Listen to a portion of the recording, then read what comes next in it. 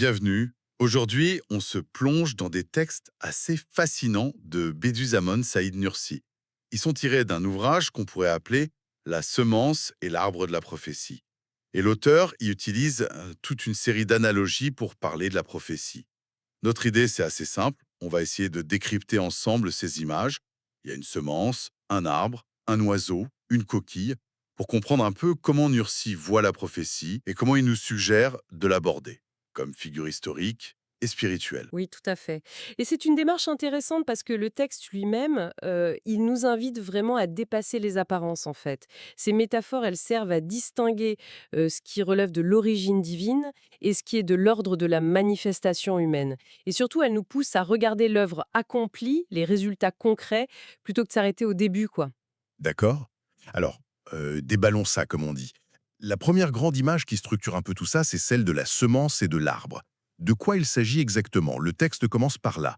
La prophétie comme une semence. Qu'est-ce que ça veut dire, cette comparaison? Ben, l'idée fondamentale, c'est que la prophétie, c'est l'origine concentrée, le point de départ, si on veut, d'où va émerger quelque chose de beaucoup, beaucoup plus vaste.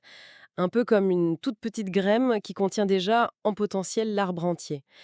La prophétie est vue comme ça, la source d'où va découler tout l'édifice de l'islam. C'est le noyau initial. Hmm, je vois.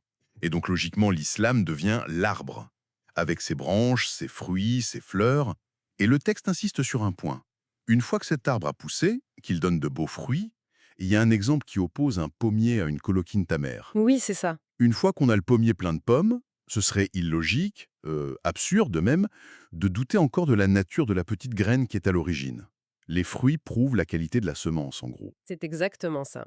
L'argument principal, c'est que les résultats concrets, observables la fois, les principes éthiques, la communauté qui se forme, l'impact historique, tout ça, tous ces résultats servent de validation à l'origine prophétique.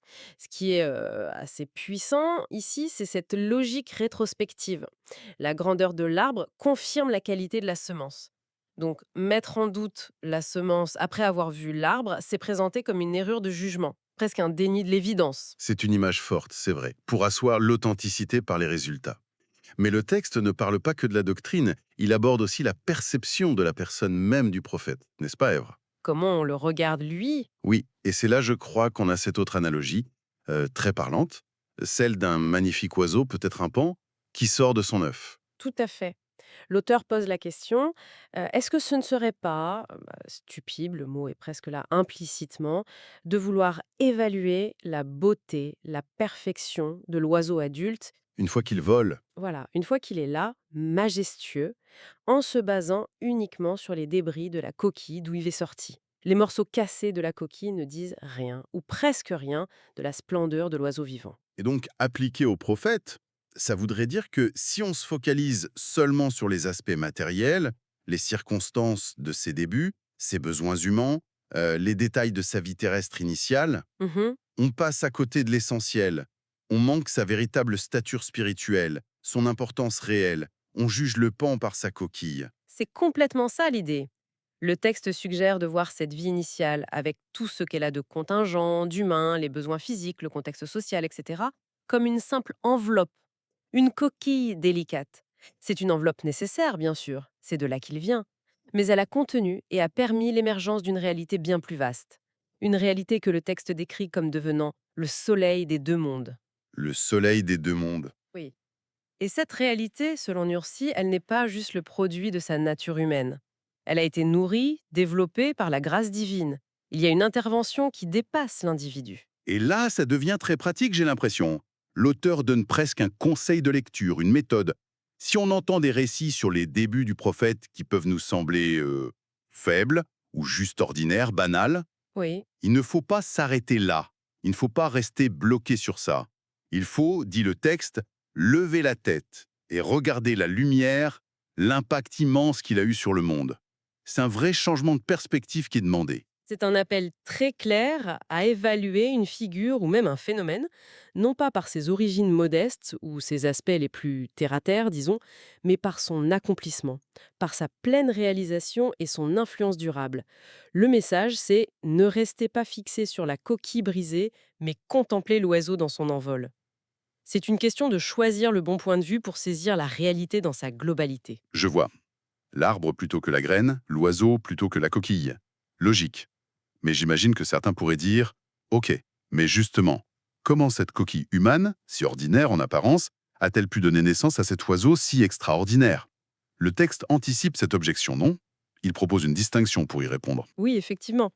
Le texte sent bien cette tension et il introduit une distinction assez clé qui est à la fois philosophique et théologique. C'est la différence entre ce qui est la source originelle, la source ultime d'une perfection, et ce qui est le lieu de manifestation, le réceptacle ou le miroir où cette perfection va se révéler. Mais l'idée essentielle, c'est ça. Source d'un côté, lieu de manifestation de l'autre. Comprendre cette différence, c'est présenté comme absolument crucial. Pourquoi c'était si important pour lui, à votre avis? Probablement pour contrer une vision trop matérialiste ou réductionniste très présente à son époque, qui aurait tendance à nier toute origine transcendante. En distinguant source et manifestation, il préserve la transcendance. D'accord. Source versus lieu de manifestation. Pouvez-vous nous expliquer un peu plus ce que ça implique concrètement quand on parle du prophète dans cette vision des choses? L'argument central, c'est celui-ci. Le prophète, même au sommet de sa perfection humaine et spirituelle, n'est pas lui-même la source première de cette perfection, ni des révélations qu'il transmet. Il en est plutôt le réceptacle choisi par Dieu, le miroir, si vous voulez, le plus pur, le mieux poli, qui va refléter parfaitement les manifestations divines. La lumière de Dieu, sa perfection. Le miroir. Oui. D'ailleurs, le texte insiste beaucoup sur son statut d'abide, c'est-à-dire d'adorateur, de serviteur de Dieu par excellence. Celui qui est le plus soumis, le plus dévoué dans l'adoration. Ce statut renforce son rôle de médiateur parfait, de canal idéal. Mais justement, pas de source autonome des qualités incroyables qu'il montre. Donc, si je suis bien, les qualités exceptionnelles qu'on voit en lui, sa sagesse, sa compassion, sa force de caractère, elles ne seraient pas vues comme sa propriété intrinsèque, comme si c'était juste lui par sa nature humaine seule. C'est ça, Ce seraient plutôt des dons. des reflets de la miséricorde divine, de la sagesse divine, qui se manifestent à travers lui. C'est une façon de dire Dieu seul est la source de toute perfection, et le prophète est le meilleur miroir possible de cette source. C'est exactement cet équilibre que le texte cherche à établir. C'est clair. Bon, on a fait le tour de ces images principales. Si on essaye de prendre un peu de hauteur maintenant, qu'est-ce qu'on retient de tout ça? Au fond, pourquoi cette façon de penser, ces métaphores, pourraient être pertinentes pour nous aujourd'hui, pour quelqu'un qui cherche à comprendre des phénomènes complexes, qu'ils soient religieux ou autres? Je pense que ces analogies, au-delà du cas spécifique de la prophétie chez Nursi, elles proposent en fait une véritable méthode de lecture du réel, une sorte de grille. On pourrait dire qu'elle nous invite à faire trois choses principalement. D'accord, lesquels? Premièrement, évaluer une idée, un mouvement, une personne, non pas seulement sur ses débuts, son origine, la semence, qui peuvent être flous, modestes, mais surtout sur ses résultats. Son développement complet, ses fruits, l'arbre.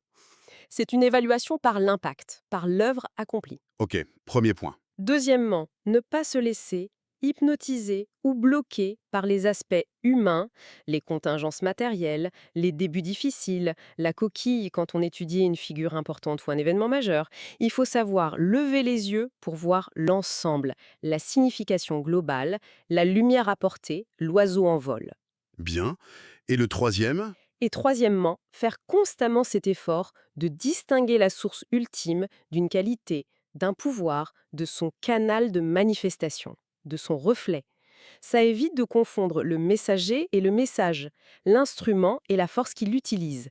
Et donc, ça évite de sacraliser ce qui n'est qu'un intermédiaire, aussi parfait soit-il. Donc, pour résumer tout ça, ce serait une sorte d'invitation pressant à regarder au-delà des apparences immédiates, à ne pas s'en tenir juste à la chronique des débuts, quoi. C'est ça. Un appel à chercher le sens profond dans la globalité, dans l'accomplissement, dans les effets durables, plutôt que de rester scotché sur les origines, qui peuvent être obscures ou prêtées à confusion. C'est un peu un plaidoyer pour un jugement basé sur les œuvres et l'impact final. Une approche qui demande un changement de perspective, finalement. C'est une excellente synthèse, oui. Ursuki nous propose vraiment une optique valoriser le résultat, la pleine manifestation, plutôt que de décortiquer sans fin les commencements, jugement. Et pour terminer, peut-être une question à laisser mûrir chez ceux qui nous écoutent. Si on essayait d'appliquer cette méthode Regarder l'arbre plus que la semence, contempler l'oiseau plutôt que la coquille, distinguer la source du reflet. Si on appliquait ça à d'autres domaines, je pense à l'histoire des idées ou à l'évaluation des mouvements sociaux, ou même à la manière dont on considère les personnalités influentes aujourd'hui, ou même les projets qui nous sont chers. Intéressant. Comment ça pourrait changer notre jugement habituel? Ce jugement souvent rapide ou focalisé sur les débuts, les imperfections. Quelle nouvelle perspective ça pourrait ouvrir sur ce qui a réellement de la valeur, de l'importance? Voilà, une petite piste de réflexion